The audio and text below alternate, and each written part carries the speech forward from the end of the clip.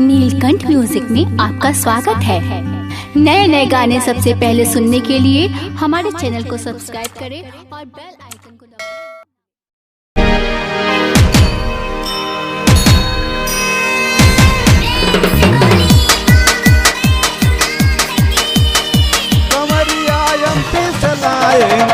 कमरिया एमपी से लाएंगे, कमरिया एमपी से लाएंगे, देवघर जलवा चढ़ाएंगे।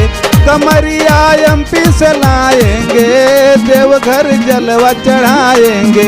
कमरिया एमपी से लाएंगे, कमरिया एमपी से लाएंगे, कमरिया एमपी से लाएंगे, देवघर जलवा चढ़ाएंगे।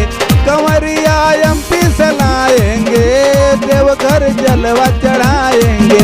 कमरिया एमपी से लाएंगे, देवघर जलवा चढ़ाएंगे।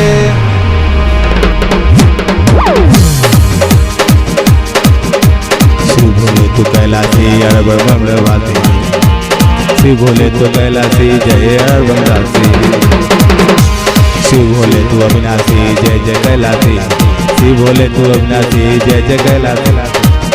कमरिया एमपी से लाएंगे, देवघर जलवा चढ़ाएंगे। कमरिया एमपी से लाएंगे, देवघर जलवा चढ़ाएंगे। कमरिया एमपी से लाएंगे, देवघर जलवा चढ़ाएंगे।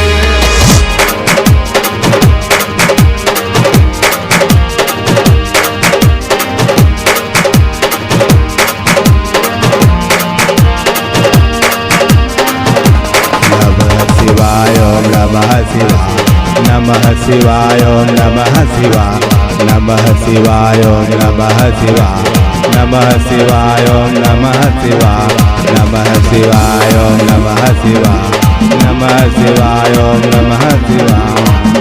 कमरिया एमपी से लाएंगे, देवघर जलवा चढ़ाएंगे। कमरिया एमपी से लाएंगे, देवघर जलवा चढ़ाएंगे। एमपी से लाएंगे, देवघर जलवा चढ़ाएंगे।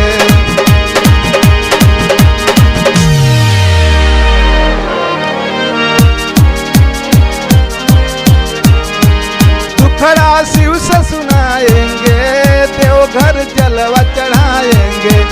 दुखड़ा शिव से सुनाएंगे, देवघर जलवा चढ़ाएंगे। कमरिया एमपी से लाएंगे, देवघर जलवा चढ़ाएंगे। नमः शिवाय ओम नमः शिवाय, नमः शिवाय ओम नमः शिवाय, नमः शिवाय ओम नमः शिवाय, नमः शिवाय ओम नमः शिवाय।